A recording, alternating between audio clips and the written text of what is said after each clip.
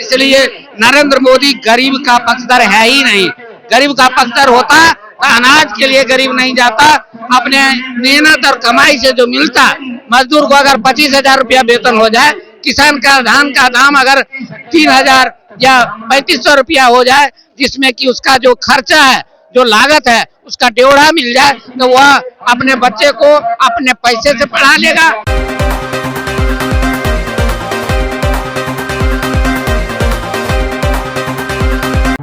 26 नवंबर है, संविधान दिवस है और आज के दिन देख सकते हैं कि सीपीआई के जो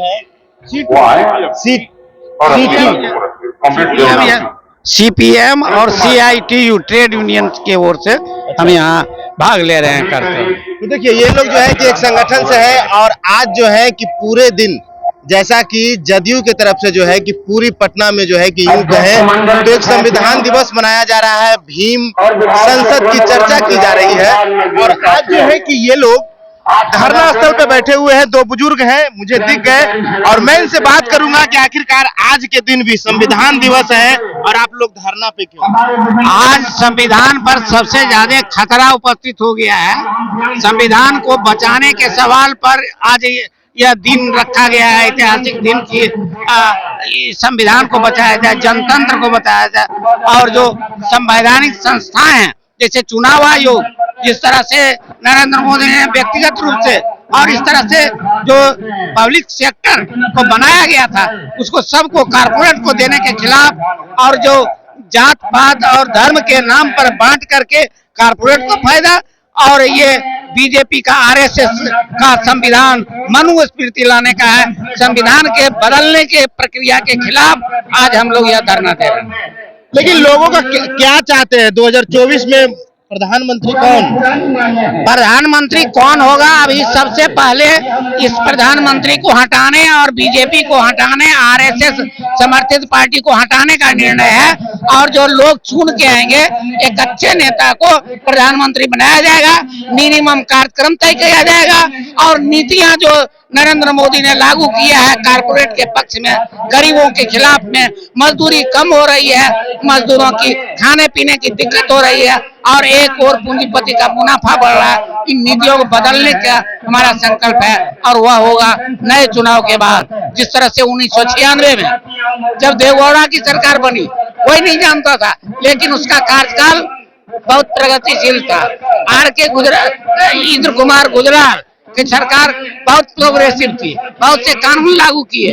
तो ये सवाल यह नहीं है कौन प्रधानमंत्री को हम लोग नियमित रूप से रखेंगे और वह जनता के पक्ष में नीतियों को लागू करेगा, उसके लिए हम लोग काम करेंगे। तो कैसे नरेंद्र मोदी जी को हटाइएगा? लोग कह रहे हैं कि गरीबों के नेता हो गए हैं, गरीबों के लिए फ्री में राशन दे रहे हैं। देखिए 5 किलो राशन आपको, जिसका 50,000 रुपया वेतन है, 25,000 रुपया वेतन है, 5 किलो अनाज नहीं लेने जा रहा है। अनाज वही लोग ले जा रहा है जो 400 रुपये मन 1200-1400 रुपये क्विंटल धान बेचते हैं, उनकी आमदनी नहीं है, उनके घर का खर्चा नहीं चलता है, इसलिए वो 5 किलो लेते हैं। अगर अनाज का दाम 3,000 रुपये क्विंटल हो जाए, जैसा कि अभी घोषणा किया है ये राजस्थान में और मध्य प्रदेश में 3100 रुपये क्विंटल लेगा और हमारे यहाँ ये सरकारी दर 2100 रुपये, अब बिकेगा 1500 रुपये। तो यह जो है यह बिल्कुल गलत है। इसलिए नरेंद्र मोदी गरीब का पक्षधर है ही नहीं। गरीब का पक्षधर होता तो अनाज के लिए गरीब नहीं जाता, अपने मेहनत और कमाई से जो मिलता, मजदूर को अगर 25,000 रुपया वेतन हो जाए, किसान का धान का दाम अगर 3,000 या 3,500 रुपया हो जाए, जिसमें कि उसका जो खर्चा है, जो लागत है, उसका ड्योढ़ा मिल जाए, तो वह अपने बच्चे को अपने पैसे से पढ़ा लेगा, अपना घर भी बना लेगा। अब जरूरत नहीं है और यह 500 रुपये 5 किलो अनाज दे करके, टैक्स बढ़ा करके, पेट्रोल का दाम बढ़ा करके, गैस का दाम बढ़ा करके यह लूटता है और सारा पैसा तो हमारा ही है। यह जो जीएसटी लगा, 1 रुपया का जो सामान हम खरीदते हैं 28 पैसा उसमें टैक्स देते हैं। यह टैक्स खत्म हो जाए, क्या जरूरत है हमको गरीब अनाज लेने का? तो यह जो कभी दूसरा जब बांटता है तो कहता है रेवड़ी बांट रहे हैं, और अपने जो दे रहे हैं जो सरकार के पैसे से आ रहा है उसको कहते हैं हम अनुदान दे रहे हैं, सुरक्षा दे रहे हैं। तो यह दोनों तरह की बातें गलत है, हम उसके खिलाफ हैं। और 24 में इस सरकार को गद्दी से हटाना हम लोगों का मुख्य कार्य है।